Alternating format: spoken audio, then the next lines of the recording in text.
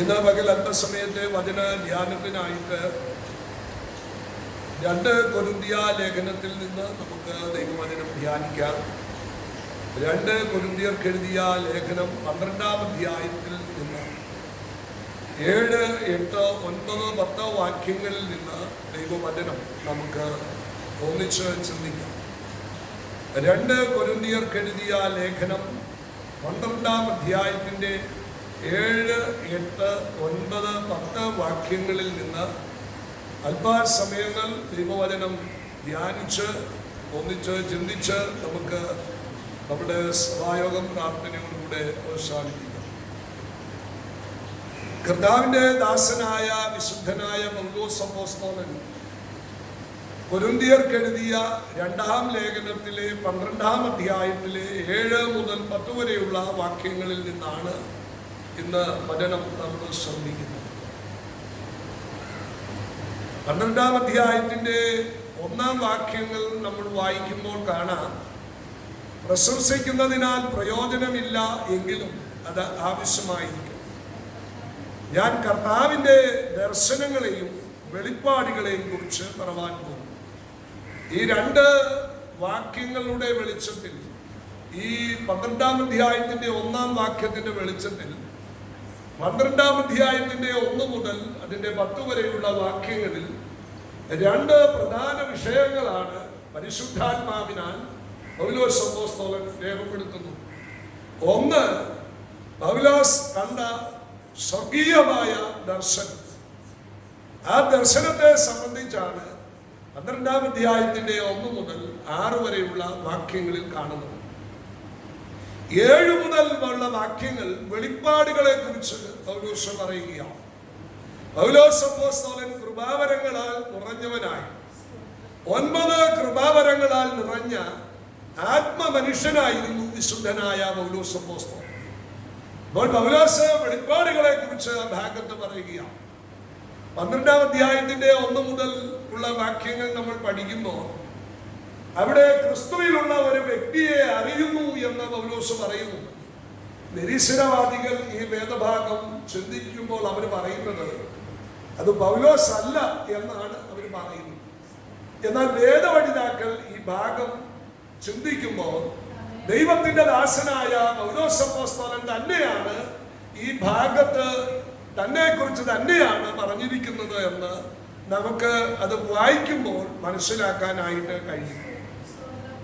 കർത്താവിന്റെ ദാസനായിരിക്കുന്ന വിശുദ്ധനായ പൗലോസ് അപ്പോസ്തലന്റെ അപ്പോസ്തോലിക വിഷയത്തെ സംബന്ധിച്ച് ആ കാലഘട്ടത്തിൽ ഒരു ചോദ്യം ഉയർന്നു. തന്റെ പ്രവർത്തനങ്ങളോടുള്ള ബന്ധത്തിൽ 12 അപ്പോസ്തലന്മാരുടെ കൂട്ടത്തിൽ താൻ തിരഞ്ഞെടുക്കപ്പെട്ടവനല്ല എങ്കിലും കർത്താവ് തന്നെ ദമസ്കോസിന്റെ മടിവാതിൽക്കൽ വെച്ച് നേരിട്ട് തിരഞ്ഞെടുത്തു.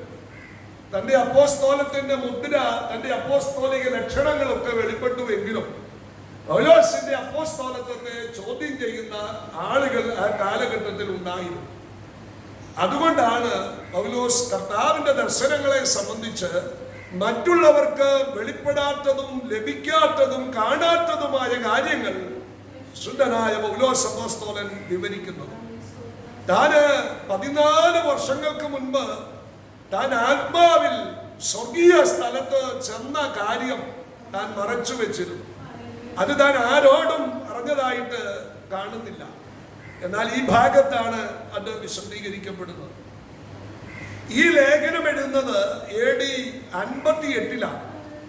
എന്നാൽ AD 44-ൽ 14 വർഷം മുൻപ് നടന്നതായിരിക്കുന്ന കാര്യം തന്റെ അപ്പോസ്തോലിക വിഷയത്തെ സംബന്ധിച്ച് ചോദ്യം ചെയ്യുന്ന സാഹചര്യത്തിലാണ് പൗലോസ് അപ്പോസ്തലൻ ആ ഭാഗം വിശദീകരിക്കുന്നത്.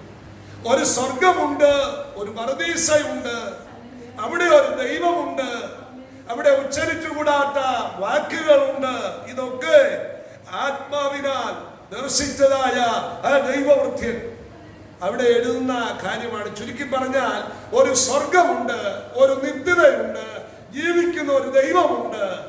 വിശുദ്ധന്മാര് പോകുന്നത് അവിടേക്കാണ് എന്ന് പൗലോസ് പ്രസ്താവിക്കുക.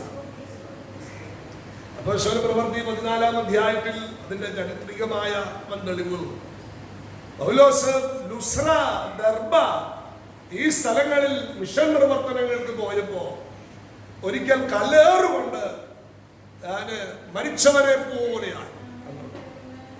തന്റെ ശിഷ്യന്മാര് അത് കണ്ട് തന്നെ പട്ടണത്തിന് പുറത്തേക്ക് ആളുകൾ വലിച്ചു കൊണ്ടുപോയി. ജീവനില്ലാത്തവനായി മരിച്ചവനെ പോലെയായി. ആ സമയത്ത് ശിഷ്യന്മാര് തനിക്ക് ചുറ്റും കൂടി നിന്നപ്പോ പൗലോസിലേക്ക് അവനിൽ നഷ്ടപ്പെട്ട ആത്മാവ് മടങ്ങി വന്നു. പൗലോസ് ഒന്നും അറിയാത്തവനെ പോലെ എഴുന്നേറ്റു. പിന്നെയും കർത്താവിന്റെ സാക്ഷ്യം വഹിപ്പാനിടയായി. ആ ഭാഗത്തിന്റെ പശ്ചാത്തലമാണ് ഈ 12-ാം അധ്യായത്തിൽ നാം കാണുന്നത്. അവിടെ കല്ലേറുകൊണ്ട് താൻ വീണ സന്ദർഭത്തിൽ പൗലോസിന്റെ ശരീരത്തിൽ നിന്ന് ആത്മാവ് വിട്ടു. അത് ദൈവസന്നിധിയിലേക്ക് എത്തി. ദൈവത്തോട് കൂടെ ഒരല്പ സമയങ്ങൾ താൻ ചിലവഴിച്ചു. അവിടെ നിന്ന് വീണ്ടും ആ ശരീരത്തിലേക്ക് തന്റെ ആത്മാവ് മടങ്ങി വന്നു. അപ്പോൾ പൗലോസ് ജീവനുള്ളവനായി എഴുന്നേറ്റു. ശക്തിയോടെ ദൈവത്തെ ഒന്ന് സ്തുതിക്കാമോ? ദൈവമക്കളെ, വിട്ടുപിരിഞ്ഞാൽ നാം ക്രിസ്തുവിനോട് കൂടെയാണ്. ആ പ്രത്യാശയാണ് ഭാഗങ്ങളിലൊക്കെ. ഞാൻ ആ ഭാഗം വിശദീകരിക്കുന്നില്ല, അതുകൊണ്ട് ഞാൻ ആ ഭാഗത്തേക്ക് പോകുന്നത്. 7 മുതലുള്ള വാക്യങ്ങളിലാണ് വെളിപ്പാട് സംബന്ധിച്ചുള്ള കാര്യങ്ങൾ പൗലോസ് അപ്പോസ്തലൻ പറയും. നമ്മളവിടെ 7-ാം വാക്യം വായിക്കുമ്പോൾ ഉണ്ട്, വെളിപ്പാടുകളുടെ ആധിക്യത്താൽ ഞാൻ അതിയായി നിഗളിച്ചു പോകാതിരിക്കാൻ എനിക്ക് ജഡത്തിൽ ഒരു ശൂലം തന്നിരിക്കുന്നു. ഞാൻ നിഗളിച്ചു പോകാതിരിക്കേണ്ടതിന് എന്നെ കുത്തുവാൻ ഒരു സാത്താന്റെ ദൂതനെ തന്നെ. പൗലോസ് അപ്പോസ്തലൻ പറയുകയാണ്, ജഡത്തിൽ എനിക്കൊരു ശൂലം. ആ ശൂലം എന്താണ്? സാത്താന്റെ ദൂതൻ തന്നെ ഒരു കുന്തം വെച്ച് ഇങ്ങനെ കുത്തിക്കൊണ്ടിരിക്കുക. തനിക്ക് ഒരു മുള്ളിന്റെ അനുഭവം, തനിക്ക് ഒരു വേദന, തനിക്ക് ശരീരത്തിൽ ഒരു കഷ്ടത എപ്പോഴും. അപ്പൊ അത് നീങ്ങിപ്പോകേണ്ടതിന് പൗലോസ് കർത്താവിനോട് പ്രാർത്ഥിച്ചു. താൻ ഉപവസിച്ചു, അതിനുവേണ്ടി താൻ പ്രാർത്ഥിച്ചു. പ്രാർത്ഥനയിൽ താൻ ദൈവത്തെ ആരാധിച്ചു. ഭക്തന്മാർക്ക് കഷ്ടതയുണ്ടോ എന്ന് ഈ കാലഘട്ടത്തിൽ നമുക്ക് തോന്നാം. ദൈവഭക്തന്മാർക്ക് കഷ്ടതയുണ്ട്. കഷ്ടതയില്ലാത്തവരാരെങ്കിലും ഇവിടെ ഉണ്ടെങ്കിൽ നമ്മുടെ പ്രാർത്ഥനയുടെ കൂടുതലോ വിശുദ്ധിയുടെ കൂടുതലോ ആരാധനയുടെ കൂടുതലോ കൊണ്ടല്ല നമുക്ക് കഷ്ടത വരാത്തത്. കഷ്ടതയുള്ളവർക്കുമുണ്ട്. പലപ്പോഴും നാം പ്രാർത്ഥിക്കുന്ന പ്രാർത്ഥനകൾക്ക് മറുപടി ചോദിക്കുന്നത് പോലെ ലഭിക്കുമെന്ന് വിചാരിച്ച് നാം പ്രാർത്ഥിക്കാം. പലപ്പോഴും ഞാൻ അതിനെ കുറിച്ച് ഇങ്ങനെ ചിന്തിച്ചിട്ടുണ്ട്. ചിലർ എഴുന്നേറ്റ് നിൽക്കുമ്പോൾ പറയുന്ന ഞാൻ കേട്ടിട്ടുണ്ട്, ഇന്ന വിഷയത്തിന് ഇന്നതുപോലെ ലഭിക്കണമെന്ന് ഞാൻ പ്രാർത്ഥിച്ചു, അതിന് മറുപടി കിട്ടി. എന്നാൽ ചിലർ എഴുന്നേറ്റെന്ന് പറയാറുണ്ട്, ഞാൻ കാലങ്ങളായി പ്രാർത്ഥിക്കുന്നു, അതിനൊരു മറുപടി ഇല്ല. ദൈവമക്കളെ, പലപ്പോഴും നാം പ്രാർത്ഥിക്കുന്ന എല്ലാ വിഷയത്തിനും മറുപടി ഉണ്ടാകണമെന്നില്ല, മറുപടി ലഭിക്കാതിരിക്കണമെന്നില്ല. നമ്മൾ വിചാരിക്കുന്നത് പോലെയല്ല പ്രാർത്ഥനയ്ക്ക് ദൈവത്തെങ്കിൽ മറുപടി ലഭിക്കുന്നത്. എന്നാൽ ഒരു പ്രത്യേക വിഷയത്തിൽ ദൈവത്തോട് അപേക്ഷിച്ച ആ ഭക്തന് ദൈവം കൈവിടുന്നില്ല. ആ ഭക്തനെ ദൈവം ഓർക്കുകയാണ്. പ്രത്യേകമായ ദൈവ ശബ്ദം കർത്താവ് നേരിട്ട് വന്ന് പൗലോസിനോട് സംസാരിക്കുകയാണ്. നമ്മളെ വിചാരിക്കുന്നത് പോലല്ല. നമ്മളൊരു പക്ഷേ കർത്താവിനെ കണ്ടിട്ടില്ല. കർത്താവ് ലോകത്ത് വന്നെന്നു നമുക്ക് വേണ്ടി ക്രൂശിക്കപ്പെട്ടു, മരിച്ചു, അടക്കപ്പെട്ടു, ഉയർത്തെഴുന്നേറ്റു എന്നുള്ളത് നമ്മൾ വിശ്വസിക്കുന്നവരാണ്, നമ്മൾ അംഗീകരിക്കുന്നവരാണ്, നമ്മൾ ഏറ്റുപറയുന്നവരാണ്. ഇനി ആരങ്ങനെ ഇല്ലെന്ന് പറഞ്ഞാലും നമ്മൾ ഒരിക്കലും അത് അംഗീകരിക്കത്തുമില്ല, വിശ്വസിക്കത്തുമില്ല. നമ്മുടെ കർത്താവ് എന്നും ജീവിക്കുന്നു എന്ന് എപ്പോഴും നാം പറയുന്നവരാണ്. എന്നാൽ പൗലോസ് അങ്ങനെയല്ല. തന്റെ ജീവിതത്തിന്റെ പല ഘട്ടങ്ങളിൽ കർത്താവ് തന്നോട് അടുത്ത് വന്നിട്ടുണ്ട്, തന്നോട് നേരിട്ട് സംസാരിച്ചിട്ടുണ്ട്. താൻ പൗലോസ് നേരിട്ട് കർത്താവിനെ കണ്ടിട്ടുണ്ട്. നേരിട്ട് തന്റെ പ്രതിസന്ധികളിൽ തനിക്കൊരു വഴി കാണിച്ചു തന്നിട്ടുണ്ട്. ആ കർത്താവ് ഇന്നും ജീവിക്കുകയാണ്. എത്ര പേർക്ക് വിശ്വസിക്കാൻ കഴിയുന്നു? കർത്താവ് രണ്ട് അനുഗ്രഹങ്ങളെ തനിക്ക് നൽകി. ഒന്ന് ദൈവത്തിന്റെ കൃപ, രണ്ട് ദൈവത്തിന്റെ ശക്തി. ഞാൻ ഈ ഭാഗങ്ങളെ വിശദീകരിച്ച് അല്പാനിമിഷം നിങ്ങളോട് സംസാരിക്കും. 7-ാം വാക്യത്തിലേക്ക് നാം വരുമ്പോ, വെളിപ്പാടുകളുടെ ആധിക്യത്താൽ നിഗളിച്ചു പോകാതിരിപ്പാൻ കൂടുതൽ കൃപാവരങ്ങളും ആത്മീക ക്ഷമതയുമുള്ള ആളുകൾക്ക് അവരറിയാതെ തന്നെ ഒരു നിഗളം. ശ്വാസകോളത്തിൽ ഇത് അല്പം പോലും കുറവല്ല, ഇത് കൂടുതലാണ്. എന്തെങ്കിലും ഒരു ആത്മീക കൃപ, ഒരു കഴിവ് നമുക്കുണ്ടെങ്കിൽ അതിൽ നമ്മളെപ്പോഴും അഹങ്കരിക്കുന്നവരാണ്. പക്ഷേ പൗലോസിന് ദൈവം ജഡത്തിൽ ഒരു ശൂലം കൊടുത്തു, നിഗളിക്കാതെ. ഇതവകല ദൈവമക്കൾ മനസ്സിലാക്കിക്കണം, എത്ര ഔന്നത്യമായ നന്മകളും കൃപകളും കൃപാവരങ്ങളും ദൈവസന്നിധിയിൽ നാം അനുഭവിക്കുമ്പോഴും നിഗളിക്കരുത്. അതിനനുസരിച്ച് ദൈവസന്നിധി താണോ. ശക്തിയോടെ സ്തോത്രം ചെയ്യാം. ശക്തമായി ദൈവത്തിനോട് സ്തോത്രം ചെയ്യാം. ഇന്ന് ഈ ദൈവസഭയ്ക്കകത്ത് ഏറ്റവും കൂടുതൽ മനുഷ്യൻ ചെയ്യുന്ന പാപങ്ങളിൽ ഒന്ന് ഈ നിഗളങ്ങളാണ്. ഞാനെന്ന ഭാവങ്ങൾ, സ്വയനീതികൾ, സമ്പത്തിന്റെ ആ പ്രൗഢ്യം, ധനവിനിമയ ആ സ്രോതസ്സുകളുടെ ആ കാര്യങ്ങൾ, മനുഷ്യന്റെ എഡ്യൂക്കേഷൻ, മനുഷ്യന്റെ ജോലി, ഇതെല്ലാം മനുഷ്യൻ എന്തോ ആയെന്നുള്ള ചില നിലപാടുകൾ ഈ കാലഘട്ടത്തിൽ ഉണ്ട്. നമ്മുടെ ദൈവസഭയ്ക്കകത്ത് അത് ധാരാളമായിട്ടുണ്ട്. പ്രിയമുള്ളവരെ, വെളിപ്പാടുകളുടെ ആധിക്യത്താൽ നിഗളിക്കാതിരിപ്പാൻ ദൈവസഭയുടെ ഭരണത്തോടുള്ള ബന്ധത്തിൽ പൗലോസ് പറയുന്നുണ്ട്, പുതിയ ശിഷ്യൻ അരുത്. അവൻ ആദ്യം അവനെ അനിത്യനായി കണ്ട് പരീക്ഷിക്കണം. പിശാചിന് വന്ന കണിയിൽ അവൻ നിഗളിച്ചു പോകാതിരിപ്പാൻ എന്ന് പ്രത്യേകം പറയുന്നുണ്ട്.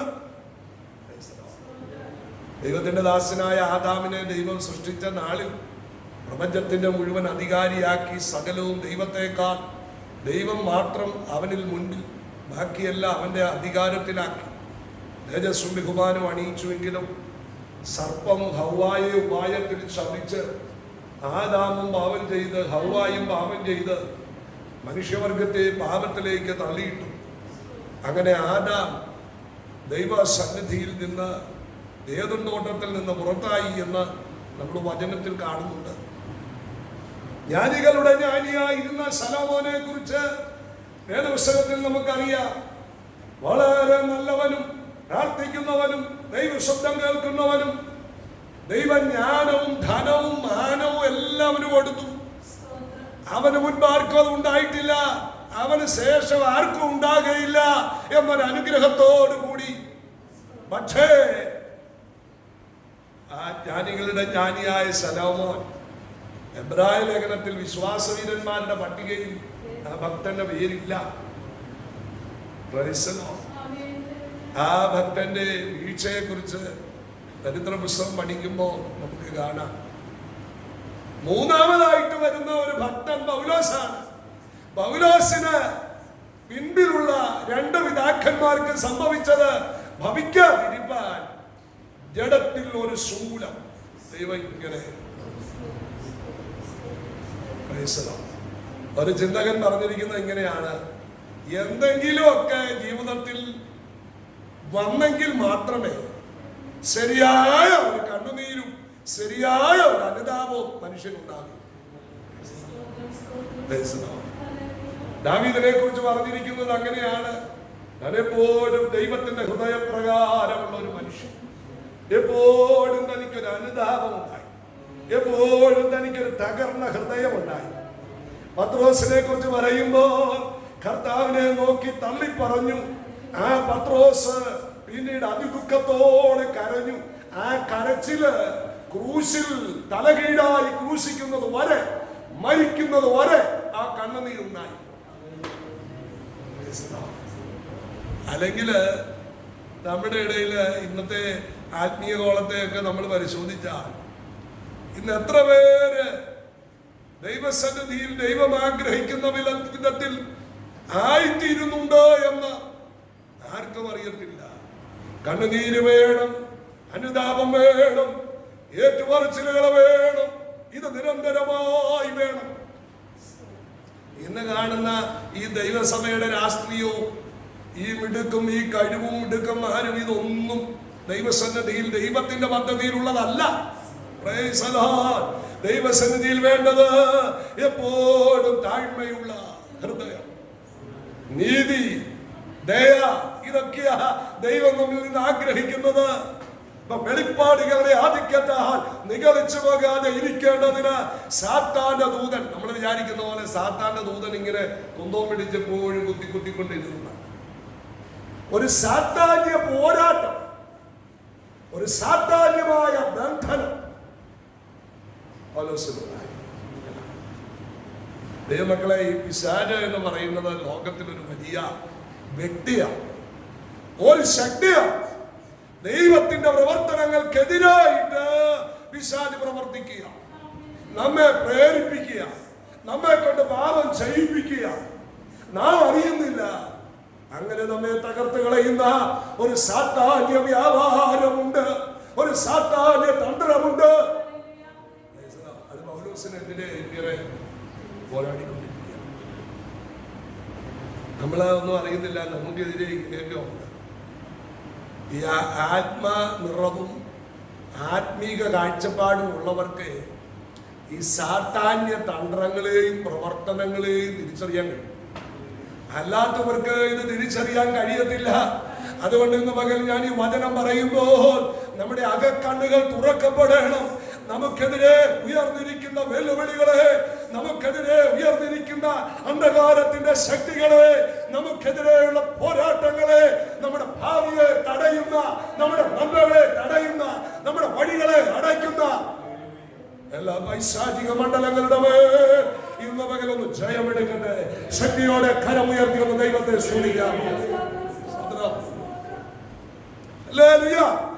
വെളിപ്പാടുകളുടെ ആധിക്യത്താൽ നിഗളിക്കാതിരിപ്പാൻ സാത്താന്റെ ഒരു ദൂതൻ തന്നോട് പോരാടി. അത് ജഡത്തിലൊരു ശൂലം.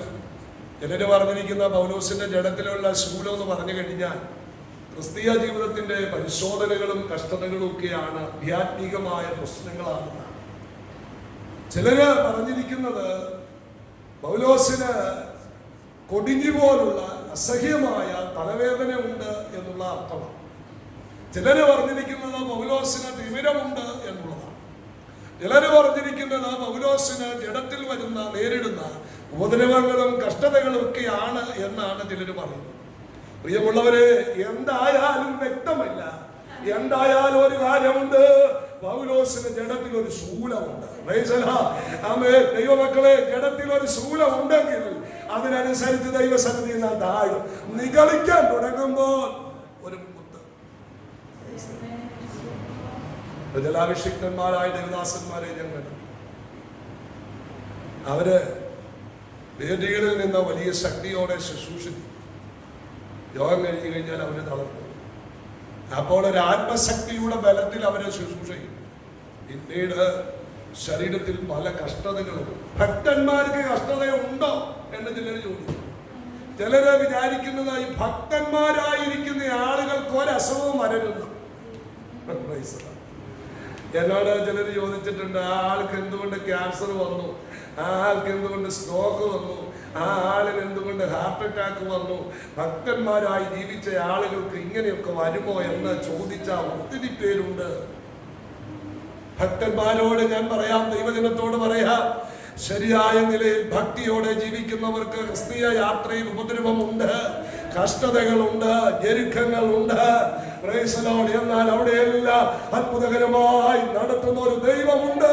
എത്ര പേർക്ക് വിശ്വസിക്കാൻ കഴിയൂ? ഒരു പാപവും ചെയ്യാത്ത ഹാബേലിനെ കുത്തിക്കൊലപ്പെടുത്തി എന്നാണ് തിരുവചനങ്ങൾ. ഒരു പാപവും ചെയ്യും. യാഗം കഴിച്ച് ദൈവത്തിന് പ്രസാദമായപ്പോൾ കായീൻ സ്വന്തം സഹോദരൻ വിളിച്ചുകൊണ്ട് വയലിൽ പോയി കുത്തിക്കൊന്നു. എന്തുകൊണ്ടൊരു ദാരുണ സംഭവമല്ലേ ഉണ്ടായത്? സ്തേഫാനോസ് പ്രസംഗിച്ചു എന്നൊരു കുറ്റമേ ഉള്ളൂ. കല്ലെറിഞ്ഞ് കൊല്ലപ്പെട്ടു. കർത്താവിന്റെ അപ്പോസ്തലനായിരിക്കുന്ന യാക്കോബിനെ കൊന്നത് എങ്ങനെയാണെന്ന് നിങ്ങൾക്ക് അറിയാമോ? വാൾ കൊണ്ട് വെട്ടിക്കൊന്നു. അപ്പോസ്തലന്മാരിൽ യോഹന്നാൻ ഒഴികെ എല്ലാവരും രക്തസാക്ഷികളാണ്. അപ്പൊ ഭക്തന്മാരുടെ ജീവിതത്തിൽ കഷ്ടതകൾ ഉണ്ടോ? ഉണ്ട്. ഏലീശായെ കുറിച്ച് വായിക്കുമ്പോൾ കാണാം, മരിക്കത്തക്ക രോഗം പിടിച്ച് കിടപ്പിലാണ്. ഒരു ദൈവഭക്തൻ മരിക്കത്തക്ക രോഗം പിടിച്ച് അങ്ങ് കിടപ്പിലായിട്ട് മരിക്കാതെ അങ്ങ് കിടക്കുക, കിടന്നു പൊട്ടിയെങ്കിൽ നമ്മുടെ ആൾക്കാർ പറയും അത് ആ ഭക്തന്റെ കുറവാണ്.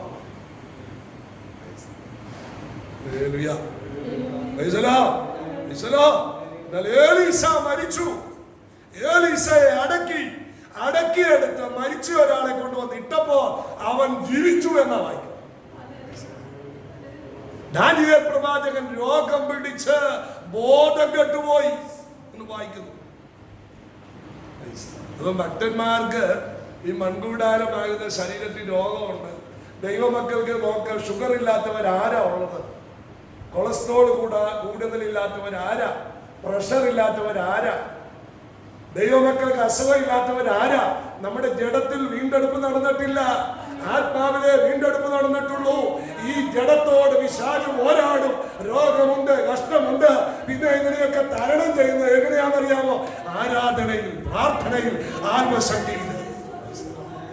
അതുകൊണ്ടായി ഞായറാഴ്ചയിൽ വന്ന് കൈയടിച്ചൊക്കെ ആരാധിക്കണം എന്നൊക്കെ പറയുന്നതിന്റെ കാര്യം. ഇവിടെ കൈയടിച്ചിരുന്ന് ആരാധിക്കുമ്പോ ഉറക്കം തൂങ്ങി ഇരിക്കരുത്. അതെ, മരുന്ന് കഴിക്കുന്നതിന്റെ ശ്രേഷ്ഠത കൊണ്ടൊന്നും അല്ല നമ്മുടെ ശരീരം ഇങ്ങനെ ബലപ്പെട്ടിരിക്കുന്നത്. നമ്മുടെ വൈറ്റമിൻസിന്റെ കൂടുതൽ കൊണ്ടല്ല, നമ്മുടെ എക്സസൈസിന്റെ കൂടുതൽ കൊണ്ടല്ല, നമ്മുടെ യൗവനപ്രായത്തിന്റെ കൂടുതൽ കൊണ്ടല്ല. ദൈവത്തിന്റെ ഒരു കൃപയാ. സ്തോത്രം. ശക്തിയോടെ ദൈവത്തിനത് സ്തോത്രം ചെയ്യാമോ? നിങ്ങളിൽ എല്ലാവരേക്കാൾ ആരോഗ്യമുള്ള വ്യക്തിയാണ്. എന്റെ ചെറിയ പ്രായം വളരെ കുറച്ചു പേർക്ക് അറിയാം ഇവിടെ ഇരിക്കുന്നു. ഞാൻ നല്ല സ്പോർട്സ്മാൻ ആയിരുന്നു. ഞാൻ നന്നായിട്ട് ഓടുമായിരുന്നു. ഞാൻ ജിമ്മിൽ പോയി മണിക്കൂറുകൾ എക്സസൈസ്, ബോഡി ബിൽഡിങ് ചെയ്യുമായിരുന്നു. അങ്ങനെയൊക്കെ നിന്ന ഒരു ബോഡിയിൽ നിന്നാണ് ഞാൻ കർത്താവിൻ്റെ സന്നിധിയിലേക്ക് എത്തിയത്. ഇതൊക്കെ വന്നു കഴിഞ്ഞപ്പോൾ, കൃപയിലേക്ക് വന്നു കഴിഞ്ഞപ്പോൾ ഇതെല്ലാം നിർത്തേണ്ടി. എൻ്റെ അന്നത്തെ സാഹചര്യങ്ങളുടെ വെളിച്ചത്തിൽ ഞാൻ പിന്നെ ദൂരസ്ഥലങ്ങളിലേക്ക് പോയി, പഠനത്തിന് പോയി, അങ്ങനെയൊക്കെ അതൊക്കെ നിന്നു.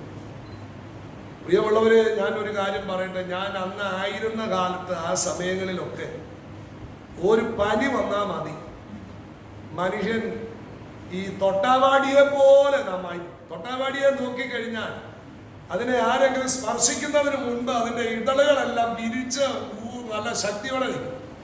ആരുടെയെങ്കിലും ഒരു സ്പർശനം ഉണ്ടായാൽ മതി, അത് തളർന്നു കിടക്കും. ഇതുപോലെ നമ്മളൊക്കെ ഇത്രയേ ഉള്ളൂ.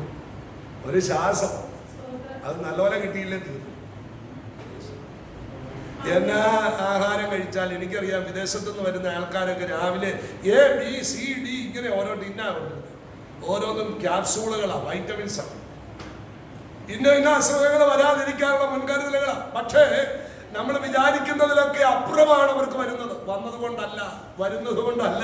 നമ്മൾ ഈ ലോകത്ത് എന്താ വൈറ്റമിൻ കഴിച്ചാലും, എത്ര നല്ല ആഹാരം കഴിച്ചാലും, രാവിലെ എത്രമാത്രം ഓടിയാലും, എക്സസൈസുകൾ ചെയ്താലും ഇതിനെല്ലാം ഒരു പരിഹാരമുണ്ട്.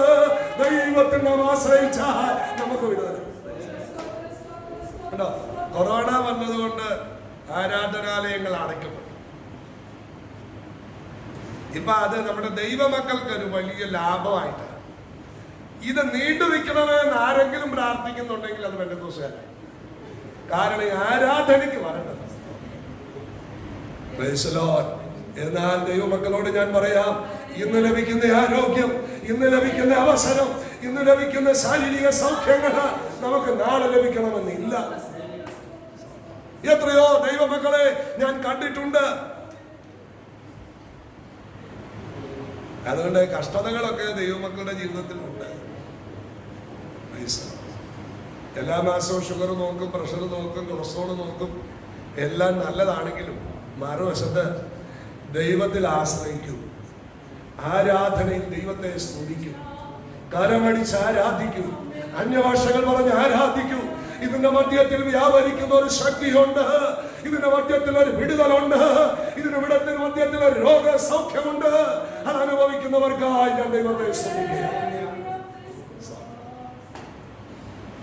Hallelujah, hallelujah. ശക്തിയോടെ ഹല്ലേലൂയ.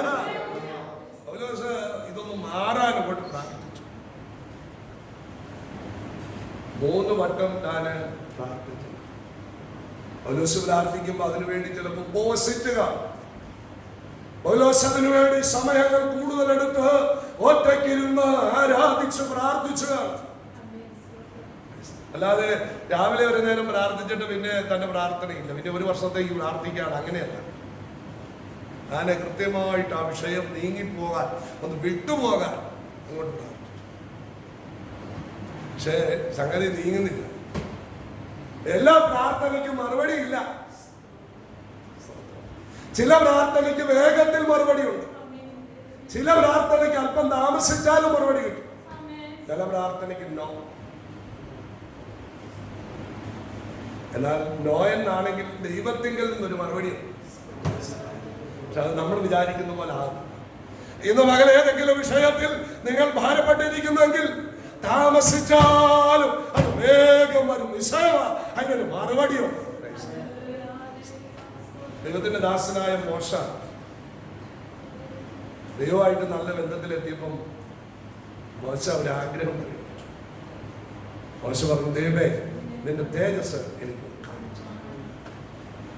ദൈവം മോശയോട് പറഞ്ഞു, മോശേ എന്റെ മുഖത്തിന്റെ തേജസ് ആർക്കും കാണുവാൻ കഴിയുകയില്ല, കണ്ടാൽ ഉടൻ മരിക്കും. അതുകൊണ്ട് ഞാൻ കടന്നു പോകുമ്പോൾ ആ പാറയുടെ പിളർപ്പിൽ നീ ഒളിച്ചിരിക്കുക, അവിടെ എന്റെ കരം നിന്നെ മറയ്ക്കും, എന്റെ പിൻഭാഗം കാണും, ഒരിക്കലും മുൻഭാഗം കാണാൻ പറ്റില്ല. എന്നാൽ നമ്മൾ ദൈവവചനം പഠിക്കുമ്പോൾ കാണുന്നുണ്ടോ, മോശയോട് ദൈവം അഭിമുഖമായി സംസാരിച്ചു എന്ന് പറഞ്ഞാൽ ഒരു ഭക്തന്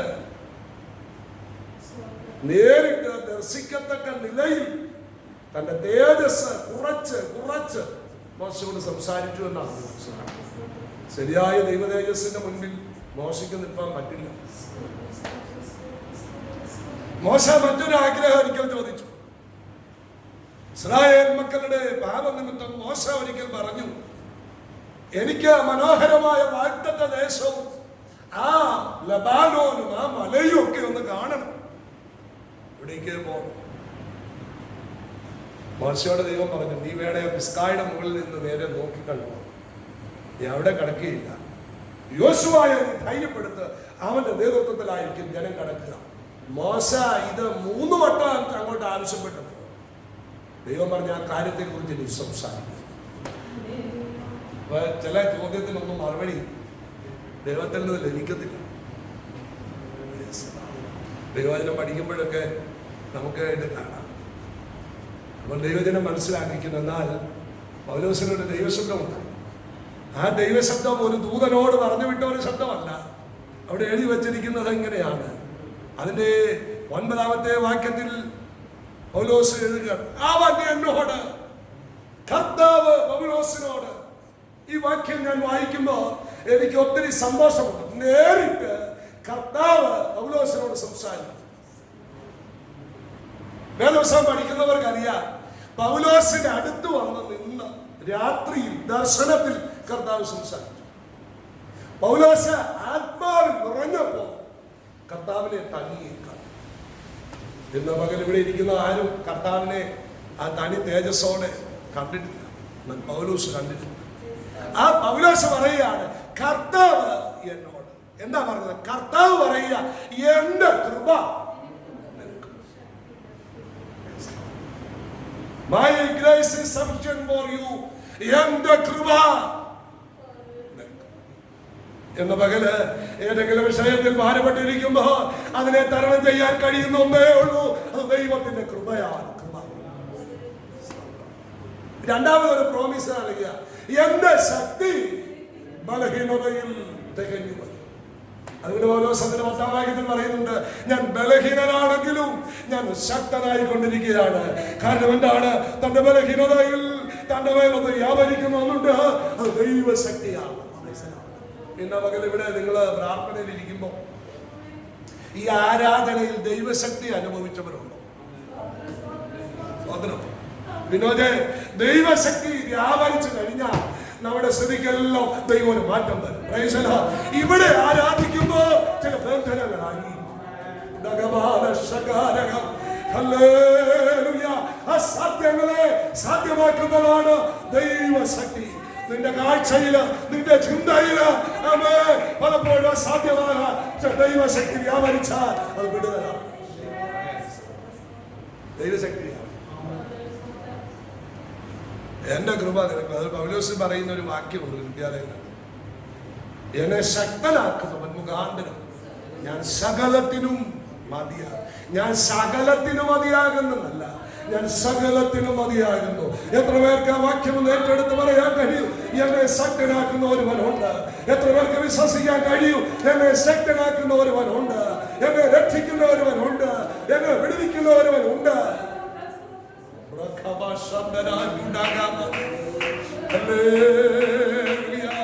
എന്നെ ശക്തനാക്കുന്നവൻ, എന്നെ ബലപ്പെടുത്തുന്നവൻ. പൗലോസപ്പോസ്തലന്റെ ശുശ്രൂഷ അപ്പൊല്ലോസിനെ പോലെയോ പത്രോസിനെ പോലെയോ പ്രസംഗമല്ല. താൻ വാക്ചാതുര്യമില്ലാത്തവനായിരുന്നെങ്കിൽ പോലും തന്റെ ശുശ്രൂഷയുടെ ഒരു പ്രത്യേകത ആത്മനിറവോടുകൂടെ ആത്മശക്തിയുടെ പ്രദർശനം വെളിപ്പെട്ടു. എന്ന് പറഞ്ഞാൽ ആത്മാവിലാണ് തന്റെ ശുശ്രൂഷ. നമ്മുടെ പ്രാർത്ഥന അതൊന്ന് ആത്മാവിലാണ്.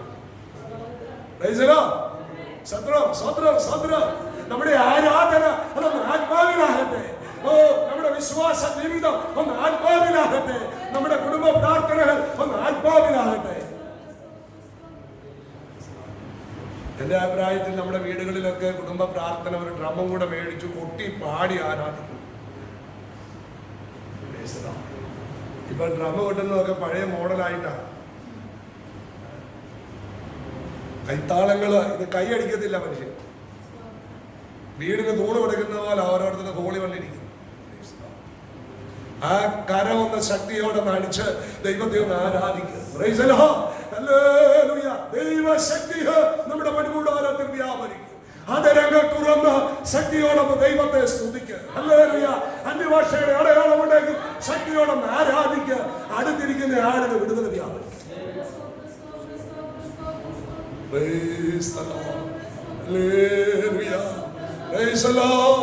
എന്റെ കൃപ നിനക്ക് മതി, എന്റെ ശക്തി ബലഹീനതയിൽ തികഞ്ഞു വരുന്നു. ഇന്ന് പകല് ബലഹീനതകളെ മാറ്റുന്ന ഒരു ദൈവശക്തിയ നമ്മുടെ മൺകൂടാരത്തിൽ ഏൽപ്പിച്ച് നമുക്കൊരു നിമിഷം പ്രാർത്ഥിക്കുക. നമ്മുടെ കണ്ണുകളെ അടയ്ക്കുക. ഞാൻ വാക്കുകളെ ഇവിടെ ചുരുക്കട്ടെ.